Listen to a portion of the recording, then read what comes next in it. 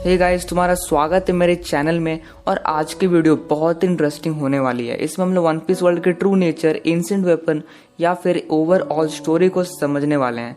ये एक theory video है जिसमें मैंने कुछ ऐसे पॉइंट्स रखे हैं जो कि सही में माइंड ब्लोइंग है। So now without any further delay let's start the video. तो अगर तुम लोग वन पीस ध्यान से देखते हो तो तुम्हें याद होगा कि स्ट्रॉ हैट्स के एडवेंचर के बीच हमें एक सिंबल दिखाया जाता है, जहाँ पे एक बीच में सर्कल है और कुछ 8 चीज उसे सराउंड कर रही है। ये सिंबल हमें मेनली 3 जगहों पे देखने को मिली है, जैसे कि हो गया हमारा स्काइपिया, एलावेस्टा का फ्लैग और यहाँ तक वानो में भी, जहाँ पे ये कोजुकी के सिंबल में है। अब ये सिंबल का क्या मतलब है और ये इन 3 कंट्रीज में ही क्यों दिखता है, इन कंट्रीज का आपस में क्या रिश्ता है, क्या ओडा एक्चुअली में एंशिएंट कंट्रीज को रिवील कर चुके हैं? चलो डिटेल में जानते हैं। तुम्हें ओहारा के लोग तो याद ही होंगे, जो लोग एंशिएंट हिस्ट्रीज पर रिसर्च करते थे। अब जरा इनकी लाइब्रेरी को ध्यान से देखो।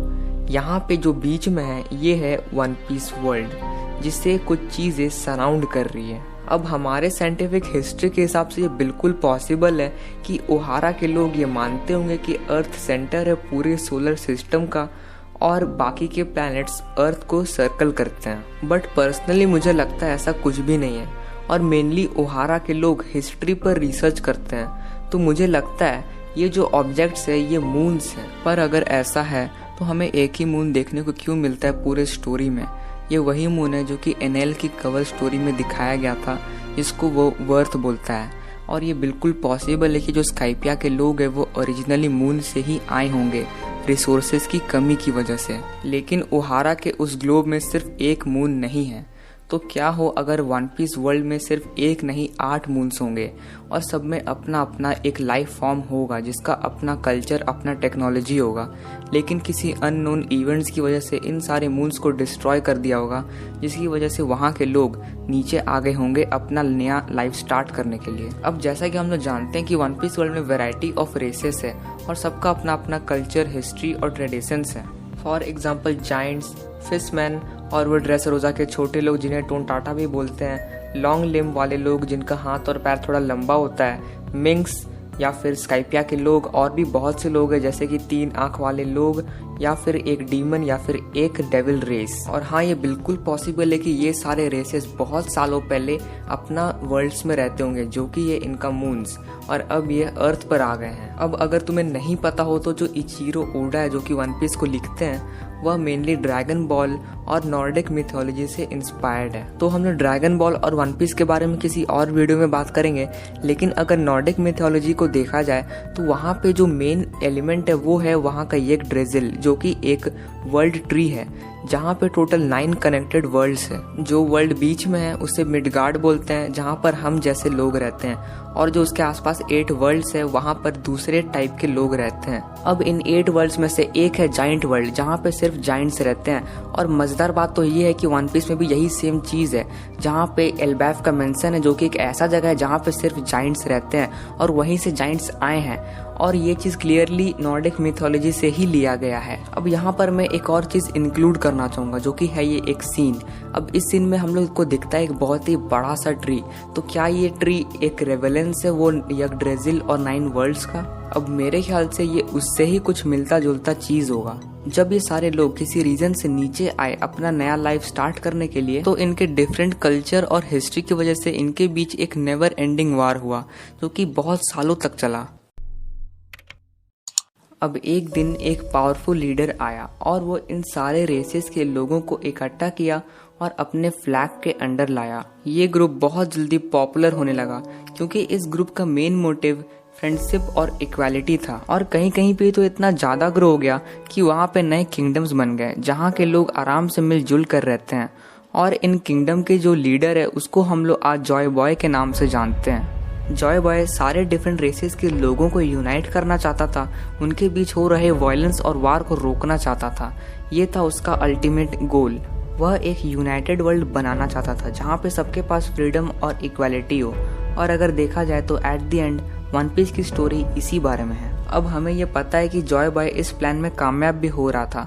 वह फिशमैन से प्रॉमिस भी करता है कि वह उन्हें सरफेस में लाएगा और उन्हें इक्वल राइट्स भी दिलवाएगा। अब जैसे कि एंशिएंट किंगडम आगे बढ़ रहा था अपने इक्वालिटी के दम पर, जिसकी वजह से ह्यूमंस वाले किंगडम को डर लगने लगा था और वो लोग ये प्लानिंग कर रहे थे कि कैसे जॉय बॉय को ये सब करने से रोका जाए, जिसमें से 20 किंगडम आपस में मिल जाते हैं और मिलकर वार डिक्लेयर कर देते हैं जॉय बॉय और उसके एंशिएंट किंगडम पर।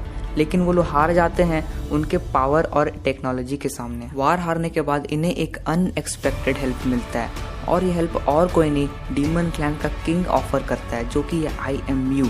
इस क्लैन से सारे रेसेस के लोग डरते हैं। यह उन्हें ऑफर करता है कि वह अपना पावर शेयर करेगा उनके साथ, जिससे ये लोग एंशिएंट किंगडम को पूरी तरह से खत्म कर देंगे और ये लोग बन जाएंगे गॉड्स और पूरे एंटायर वर्ल्ड को रूल करेंगे, लेकिन एक कंडीशन पर, और वह यह है कि वही असली और एकलौता किंग रहेगा जो कि सबको रूल करेगा एक शैडो के फॉर्म में, यानी वो सबसे छिप कर सबको रूल करेगा।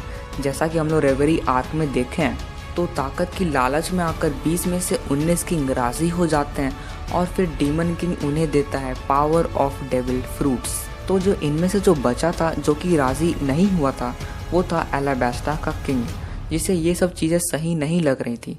तो वो डिसाइड करता है कि वो सीक्रेटली जाकर जॉय बॉय को इन सारे प्लान्स के बारे में बता देगा। और जब जॉय बॉय को इस बारे में पता चलता है कि उसके एनिमीज के पास अब न्यू पावर्स हैं और अब उन्हें हराया नहीं जा सकता, तो जॉय बॉय ये डिसाइड करता है कि उसके पास जो कुछ भी है जिससे वो कुछ ऐसा कर सके कि आगे जाकर किसी दिन उसका गोल जरूर पूरा हो, जो कि पूरे वर्ल्ड को यूनाइट करना था। तो जो कोजुकी क्लैन है, जो कि जॉय बॉय का ही किंगडम का एक पार्ट है, वो लोग डिसाइड किया कि वो लोग पॉनिक्लिफ्स बनाएंगे, जहाँ पे वो लोग इंस्ट्रक्शंस और इन्फॉर्मेशंस दे देंगे कि पूरे वर्ल्ड का ट्रू हिस्ट्री क्या है। मीनवाइल अपने एडवांस्ड टेक्नोलॉजी के हेल्प से एंशिएंट किंगडम्स 3 पावरफुल वेपन्स बनाते हैं जो कि डेविल फ्रूट के पावर्स को अपोज करेंगे। तो पहला है पिसाइडन, जो कि पावरफुल सी किंग्स को कमांड देता है, और दूसरा है प्लूटॉन, जो कि एक माइटी बैटलशिप है जो कि पूरी तरह केपेबल है कि वो एक आइलैंड को तबाह कर सके, और तीसरा है यूरेनस, जिसका पावर अब तक अननोन है।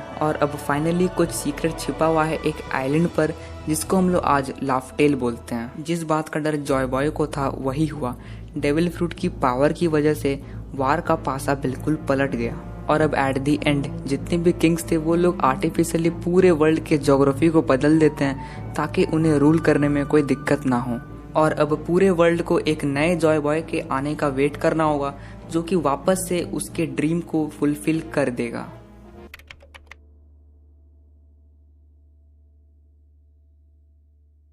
तो यार अब मैं तुम्हें पूरा थ्योरी समझा दिया हूँ, तो चलो इनसे जुड़े कुछ चीजों के बारे में बात करते हैं। तो सबसे पहले तो जो मून का रेवेलेंस है वो बिना किसी डाउट के हमें बार बार दिखाया जाता है, जैसे कि हो गया हमारा एनएल का कवर स्टोरी, या फिर मिंग्स जब अपने सुलोंग फॉर्म में जाते हैं तो वो मून को देख के ही जाते हैं, या फिर वानो के जो मेजर क्लैन है जैसे कि कोजुकी या फिर शिमोत्सुकी, जिनमें मून का रेवेलेंस है। और दूसरी बात यह है कि हमें अब भी नहीं पता कि एलाबास्टा के फ्लैग में ये सिंबल क्यों है, जबकि वो एंशिएंट किंगडम का पार्ट नहीं था। जिसका आंसर ये हो सकता है कि जो 20 किंग्स थे वो लोग शायद पहले एंशिएंट किंगडम के ही पार्ट होंगे, लेकिन बाद में वो लोग उनको धोखा दे दिए होंगे, या फिर सिर्फ एलाबास्टा का किंग ही उनको धोखा दिया होगा और बाद में जाके वो उन 20 किंग के साथ मिल गया होगा।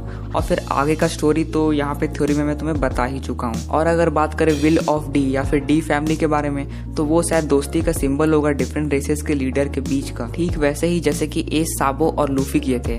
और अगर देखा जाए तो डी मून जैसा ही दिखता है। तो फाइनल क्वेश्चन ये है कि इन मून्स को डिस्ट्रॉय किया ही क्यों गया था इन द फर्स्ट प्लेस। तो यार इसका आंसर ये हो सकता है कि वर्ल्ड्स के बीच वार हो रहा होगा, या फिर वो लोग एक कॉमन एनिमी को फेस कर रहे होंगे, जो कि हो सकता है डीमन क्लैन। जो भी हो, पर ये थ्योरी स्टोरी के हिसाब से बिल्कुल परफेक्ट बैठ रहा है। इन दी एंड में यही बोलना चाहूंगा कि वन पीस बहुत डीप है और इसमें एक्सप्लोर करने को बहुत कुछ है। लेकिन अगर तुम्हें तब भी कुछ समझ में नहीं आया तो तुम मुझसे पर्सनली इंस्टाग्राम में बात कर सकते हो, या फिर मेरे डिस्कॉर्ड सर्वर को भी ज्वाइन कर सकते हो, जहाँ पे तुम्हें तुम्हारे जैसे ही एनिमे दोस्त मिलेंगे। इन केस अगर तुम्हें नहीं पता डिस्कॉर्ड होता क्या है, तो मेरे दोस्त ने वीडियो बना रखा है, तुम लोग वहाँ पे जाके देख सकते हो। उसके चैनल में वो भी एनिमे के ऊपर वीडियो बनाता है, लिंक डिस्क्रिप्शन में। तो यार वीडियो पसंद आई हो तो यार लाइक शेयर सब्सक्राइब कर देना, इसमें तुम्हारा पैसा तो नहीं लग रहा है। और अगर तुम लोग ज्यादा वेले बैठे हो तो यार मेरे दूसरे वीडियोस भी जाके जरूर देखना। So yeah that was pretty much it guys, see you in the next video, तब तक के लिए बाय।